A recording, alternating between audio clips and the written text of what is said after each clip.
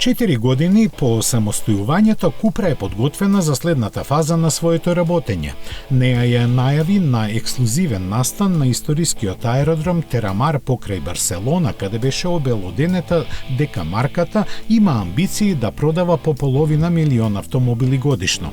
Покрај веќе виденото Таваскан, за кој велат дека е остварување на сонот меѓу хероите на Купра за нивно време, е и електрифицираниот кросовер, кој го нуди токму името Терамар.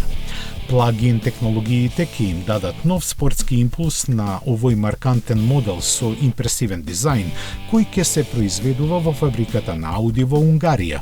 Најмногу внимание сепак посветено на електричниот Урбан Ребел, со кој Купра ги предизвикува сите емоции. Планиран за 2025 година, тој ќе однесе марката преку традиционалните сваќања за градските автомобили, бидејќи, како велат, се развива за еден бунтовен електричен свет. Ќе користи новата верзија на MEB платформата на Volkswagen концернот, а за еколошко освестување на општеството шпанците за него предвидува и масовна употреба на рециклирани полимери и органски добиени материјали.